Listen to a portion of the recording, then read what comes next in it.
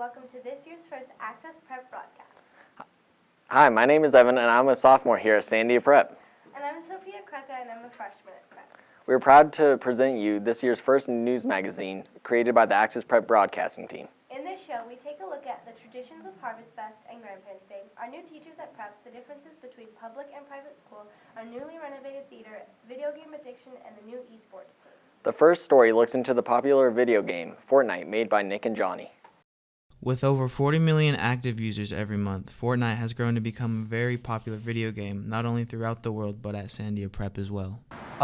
It's a battle royale game. You can play solos, duos, or squads, and the objective of the game is to win. Fortnite is a battle royale game in which you drop into a map of 100 people and build and fight your way to victory.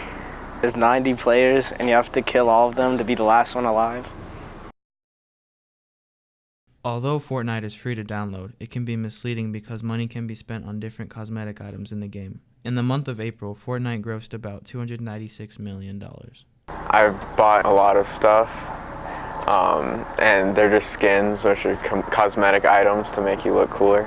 I've bought one battle pass for season 5. It's a leveling up system so you can gain rewards the more you play.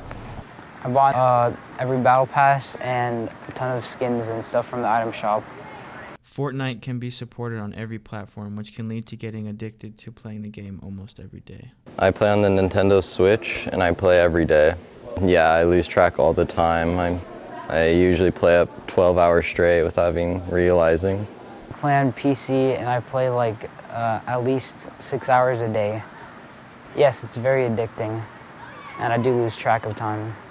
Although Fortnite has had a major impact on students at Prep, the game is still growing and will continue to exceed expectations. There will be a lot of anticipation for upcoming updates. Wow, it's really surprising how addicting Fortnite can be. It really is. I can't believe people spend so much time playing. Our next story, made by Kaylee and Sydney, explores the long-lasting tradition of Harvest Fest here at Prep. As a 7th grader at Sandia Prep, students take part in an all-day activity called Harvest Festival. Harvest Fest exposes the students to New Mexico's different cultures. They learn not only about New Mexican culture, they actually do some cooking, and most of these kids don't really cook for themselves. It means experiencing different cultures and like helping the world and the environment. I like seeing the visitors that come and talk about their life as young kids on the reservation. Throughout the day, the students enjoy different activities including gardening, cooking fry bread, making chili roosters, building cornhusk stalls, and beekeeping. I think us having some people here as guests doing the kneel down bread and the cornhusk stalls, that's really enriching for them to see that one-on-one. It's cool going to the beehives and learning how bees are endangered and that there's a way you could help them if you make one change to your life. Harvest Fest is a well-liked tradition. This custom is much appreciated through the Prep community, and it will be for many years. I remember making fry bread at my Harvest Fest. It was a lot of fun. 7th grade seems so long ago. Jacob and Haley produced a segment about the differences between a public versus private school education. Public and private schools can be similar in several aspects of the school, but they also significantly differ in other areas. To compare the academics, community, people, and opportunities of these schools, we have students and teachers that have attended or taught at Sandia Prep in a public school to give their insight on this topic. We offer a lot of activities outside of school or even inside of school, like the outdoor leadership program and other things that students can do. This no-cut sports situation is great for students that want to play. I think our arts department is great. They have a lot of opportunities with art. And even like what you're doing right now with the digital media, we have a great opportunity for students there. Public and private schools offer a variety of different classes. Oh my god, the classes are so much harder here. So much harder. I actually have to study and, okay, that sounds bad, but I have to study a lot. And there's a lot of homework, but the teachers are good and the lectures are good. The classes that I'm allowed to take and that are available to me are just much more than they were in public school. There just weren't that many. unique classes, like clay, like anatomy and physiology. Both public and private schools have good aspects of their community. So I'm a student from Prep. You know, I went here. I was a soccer player here. I was really a part of this community, and I really do like the engagement when it comes to, you know, the sports side of things, the faculty. But I really do miss my public school a lot when it comes to that community aspect. We had, you know, faculty that, you know, didn't matter what department you were in. We were always collaborating. And collaborate could be, you know, professionally, you know, exchanging ideas. It could be collaborating on ways to get students and families engaged and parent nights. And while Sandia Prep is the more expensive choice, the people paying for this education hope it is a higher quality than one at public school. But in the end, whether you like public or private school more is a personal preference. It's interesting to look at the positive and negative aspects of each environment. It's fascinating to compare the two. Every year, Prep hosts our grandparents for a day as they follow their grandchildren to each of their classes. This segment was made by Ashton and Evan. Ever since 1980, Grandparents' Day has been an annual event held at Sandia Prep. They come from all over the country to see what their grandchild is learning at Prep. Grandparents' Day is just about community and building our community. I think here at Sandia Prep, we have such an emphasis on building a strong community of people, whether it be between parents and alumni and faculty and students. I think also bringing in our grandparents and making them part of the community is really important. The grandparents get an opportunity to follow their students' schedule and experience what classes are like. I love this school. I like every year I come, I see progression in how they teach, and I like that. It's innovative. The kids are always seem interested and they're having fun while they learn. I think it's an amazing school. We're just so impressed with the teachers and the classes and the students and the campus, everything. We love it. We love coming. I think it's an outstanding school. I think it balances the academics and the extracurricular activities very well. Students at Sandia Prep communicate with their grandparents about what they enjoy about their school. She's in performances, and I think that's probably her favorite thing about Prep and what she talks about the most. But I think she enjoys all her classes, and particularly her science and math classes. And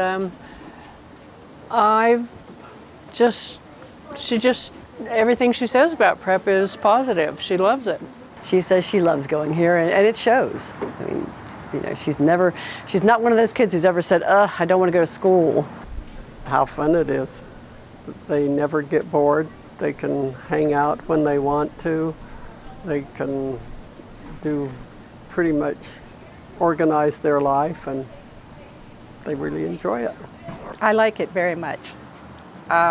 They offer all the sports, many languages. Going to the classes and meeting her teachers and seeing what she's learning. Grandparents' Day is an exciting event at Prep, and the entire community can't wait until next year to show off all the innovative ideas that are taking place on campus. The grandparents always seem to have a great time in class. I agree, and it was a lot of fun to have them all on campus. Esports is a new and upcoming trend with a growing fan base. Cooper and Austin shine the interesting light on the topic. This year at Sandia Prep, there's a new sports team, eSports, which is a competitive video gaming team. Esports is divided into two games, League of Legends and Rocket League. Well, League of Legends, it's a game that requires 5 players, and these players need to work together as a team. It's a team. Every player needs to have some particular role that they need to execute, and the whole premise of the game is for you to kill the opponent and to sort of take over the base. I think the best way that I can put Rocket League, it will be hockey with a car and a soccer ball. Okay. With the games being virtual and completely different from any other sports, it leaves some questions to be answered. Who do they compete against? How do they practice? And where do they play? Mainly here in Albuquerque. I know APS, all the APS schools, Rio Rancho, Las Cruces, Farmington, Santa Fe, you know, all the schools in those metropolitan areas. We practice by playing just normal, like we We just go into a normal game and just all play together against a team of randomly selected opponents. And we would be on our own computers here playing over the internet against another team. Although it has sports in the name, eSports is considered an activity by New Mexico Activities Association. Despite this, the players still believe there's a case to be made that it is in fact a sport. I would consider it a sport because it's really focused on teamwork like most other sports. It's like really heavy on teamwork and communication. So right now, League of Legends World Championships is going on, and I'd point to that immediately because millions of people from around the world tune in every game, and there's teams from all around the world, and it's just like the end of the season in basketball or March Madness for college. The addition of the eSports team to Prep allows some new students to join the athletic program. Students and staff will get an opportunity to support the team in their first tournament in February of this year. There we go. It's very cool that Prep is expanding its activities with the addition of eSports. My brother's in the activity and he loves it. Another addition to Prep's community is 6 new teachers. Let's find out more about them with a story by myself and Aiden.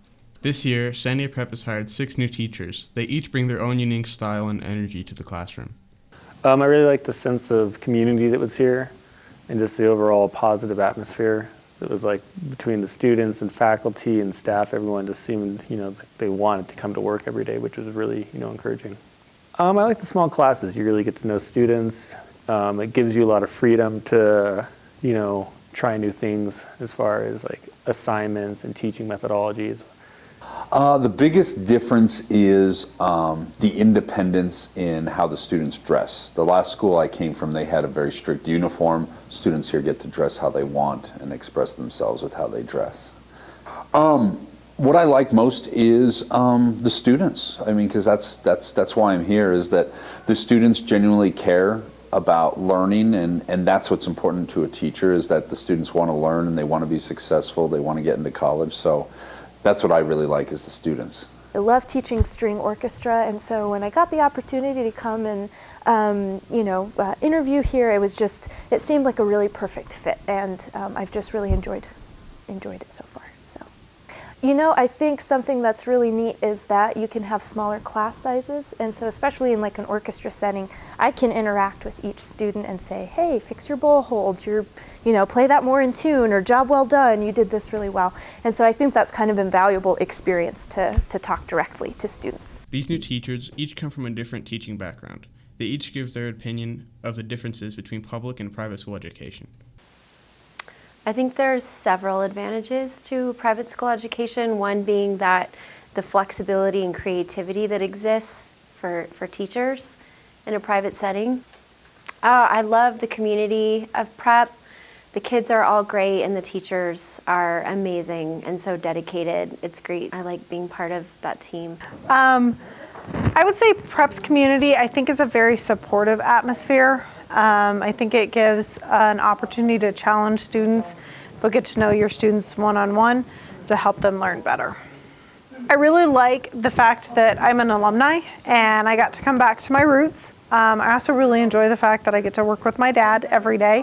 That makes it an exciting time for me to be able to learn and grow from him. And I really enjoy the different students that I get to work with. I really like how welcoming it's been so far, and I feel like the students have already established great relationships, so it makes my job a lot easier to be able to have students ready to discuss everything with each other in class. I think it's the fact that I have tons of freedom to experiment, and since the curriculum's not set in stone, I have pretty small list of guidelines in terms of grammatically what we're needing to cover during the year. New teachers make a wonderful addition to Prep's culture of kindness and add to the close-knit community. This year's teachers have all made a positive impact in their classrooms. It's always exciting when we get new teachers on campus. I'm in Mr. Gator's class and he seems to enjoy the teaching here. The theater underwent a large remodel this year and had its grand reopening for the middle school play, Aladdin. Madeline shows us the extreme changes that took place in the theater. Over the summer prep session, big things took place in our theater. Thanks to a generous donation by prep parents, the theater was completely remodeled, but what exactly is new? The sound and light booth. We ended up tearing out the small one that he did have in there and expanded it. It's 3 times the size of the one that he had before, and it comes out into the audience. The walls, the whole entire theater auditorium was painted. It used to be a weird kind of orange, and so all of that got changed out. That's painted now. All of the railings got painted. We've got carpet in. We've got the new seats. Walls had to be moved. All the electrical had to be moved. This was a long and strenuous process over many months with many difficulties. I thought that things would go smoother. So I thought, oh, we'll knock out bathroom walls in a day, or we'll move all the toilets in a day, and we'll be able to accomplish so much more, so much quicker. And that didn't happen. So live and learn. It was a little tough at first, especially for Aladdin, trying to keep all the kids out of the way of the workers. We had to practice in the black box a couple times because the carpets were being installed, the chairs were being installed, stuff like that. But overall, it wasn't a big deal. So the theater it was built in 1996, so everything was pretty old. So like the counters were really old in the dressing rooms, the carpets, the seats, all hadn't been changed, anything like that since then. So it's really nice to have a new space to perform in that's very updated, and everything is just really, really nice now. The first performance in this theater was a huge success with the middle school show Aladdin, and the upper school show She Kills Monsters promises to be fantastic. Geez, the changes really make a difference. I know, everything just feels fresh and new in there. That's our show for now. Make sure you watch in December as we bring you new stories around campus. Thank you for watching.